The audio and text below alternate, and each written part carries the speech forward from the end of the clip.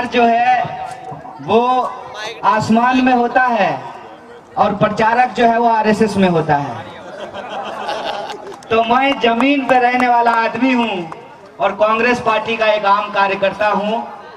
और देश समाज में आप लोगों के आशीर्वाद से, आपके टैक्स के पैसे से और अपनी मेहनत से जो कुछ ज्ञान हासिल किया है, जितनी अकल है, जितनी बुद्धि है, कहते हैं ना कि बादाम खाने से बुद्धि नहीं होती है, ठोकर खाने से बुद्धि होती है।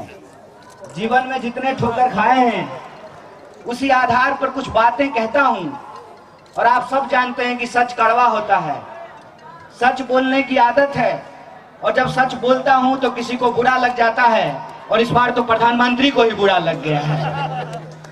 तो ये उनकी मेहरबानी है, उनकी कदरदानी है, अपना स्टार जैसा कोई काम नहीं है। हाँ, एक रिश्ता जरूर है आप लोगों के साथ। वसंत भाई, आपकी बहन कर्नल है, मेरे परिवार में हमारा 16 भाई फौज की नौकरियां करता है, 16 भाई। और मैं ऐसे परिवार से ताल्लुक रखता हूं जिस परिवार में स्वतंत्रता सेनानी भी हैं, और आज जब देश आजाद हो चुका है तो देश की रक्षा करते हुए सरहद पर अपनी शहादत देने वाले भी हैं। मुझे तकलीफ तब होती है कि हमारा ही एक भाई बंदूक लेकर के देश की सीमा पर रक्षा कर रहा है, दूसरा भाई नौकरियों के लिए भटक रहा है, और पिताजी दिन रात खेतों में काम करने के बाद जब फसल लेकर के मंडियों में जाते हैं तो उनको उनके फसल का सही दाम नहीं मिलता है। और ये सवाल जब आप पूछिएगा तो आपके ऊपर देश विरोधी, सेना विरोधी, हिंदू विरोधी, संस्कृति विरोधी होने का आरोप लगाया जाएगा। आप सब लोग अपनी आंखों से इस बार देखे हैं, पंजाब, हरियाणा, चंडीगढ़ के वो लोग जिन्होंने देखा है किसान आंदोलन को करीब से, आज आप हमारे साथ सिर्फ एकता नहीं महसूस कर सकते हैं बल्कि वो दर्द भी महसूस कर सकते हैं जो पिछले 6 साल से हम लोग झेल रहे हैं। जो इस किसान आंदोलन में शामिल हुए हैं, याद कीजिए उनको क्या नहीं कहा गया। खालिस्तानी कहा गया, पाकिस्तानी कहा गया, देश विरोधी, विकास विरोधी कहा गया।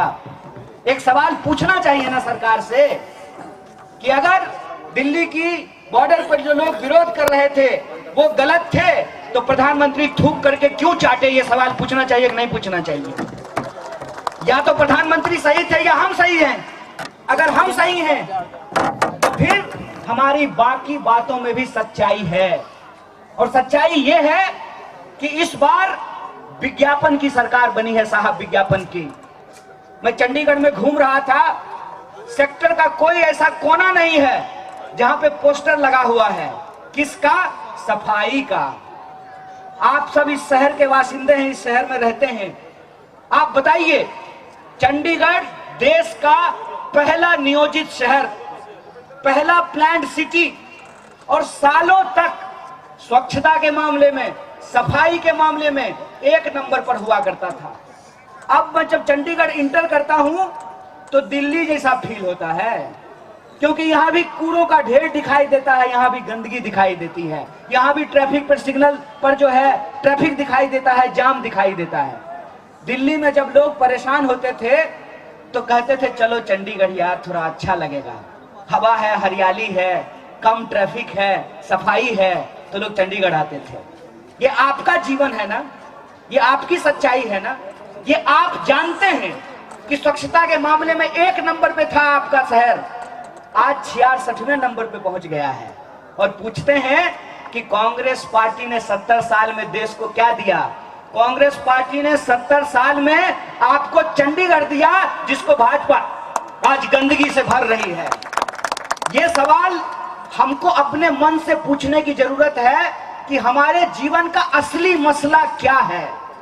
असली मसला वो है जो टीवी पे हमको दिखाया जा रहा है, जो व्हाट्सएप पे हमको भेजा जा रहा है, या हम झोला लेकर के जब सब्जी खरीदने के लिए जाते हैं तब महसूस होता है, जब हम गाड़ी लेकर के सड़कों पे निकलते हैं हमको तब महसूस होता है, जब पेट्रोल पंप पे डीजल और पेट्रोल भरवाने के लिए जाते हैं तब महसूस होता है, हमको तब महसूस होता है जब हमको अपने बच्चे को एडमिशन कराना हो, और बच्चा जब हमारा इंजीनियरिंग कर लिया है, MBA कर लिया है, लेकिन नौकरी नहीं मिल रही है, कनाडा का वीजा नहीं लग रहा है।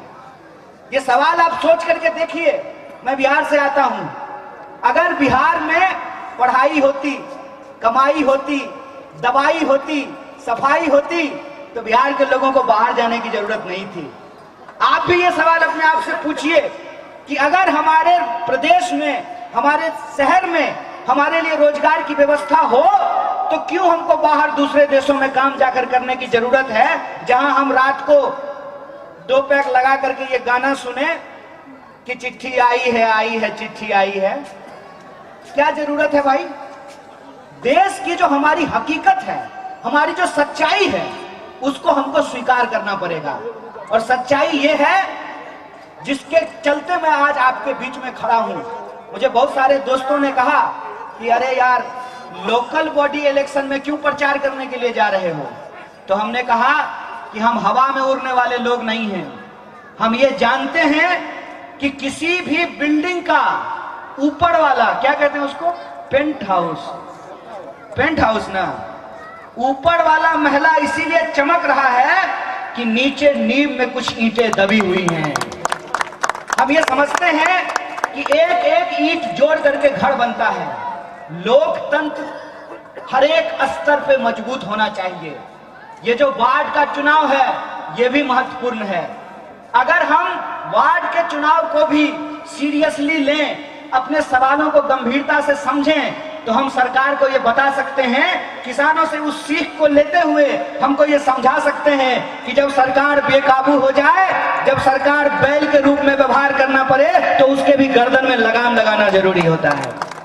लोकतंत्र में जनता सर्वोपरि होती है। आप जो वोटर हैं, आपका जो वोट है वो सर्वोपरि है।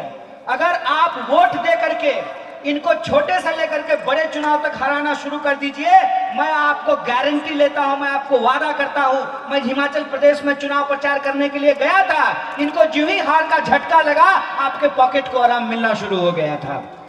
आपको अपने हक और अधिकार के लिए, रोजी रोटी, कपड़ा, मकान, शिक्षा, स्वास्थ्य, सड़क और बिजली, पानी के लिए आपके बीच में जो आपके बच्चों की तरह रहता है, आपके सुख दुख में खड़ा होता है, उसको अपना आशीर्वाद देना चाहिए, उसको वोट देना चाहिए। और मैं तो कांग्रेस पार्टी का कार्यकर्ता हूं और पूरे स्वाभिमान से कहता हूं कि जिस पार्टी ने इस देश को आजादी दिलाई है, वही पार्टी इस देश की आजादी को बचा सकती है। जो पार्टी चंडीगढ़ बनाई है, वही पार्टी चंडीगढ़ को सजा सकती है, संवार सकती है, उसके गौरव को वापस दिला सकती है। इसी आशा और उम्मीद के साथ कि आपका आशीर्वाद हमको मिलेगा, हमारे भाई, हमारे साथी को मिलेगा, मैं अपनी बात को खत्म करता हूं। शुक्रिया, धन्यवाद, इनकलाब जिंदाबाद, जय हिंद।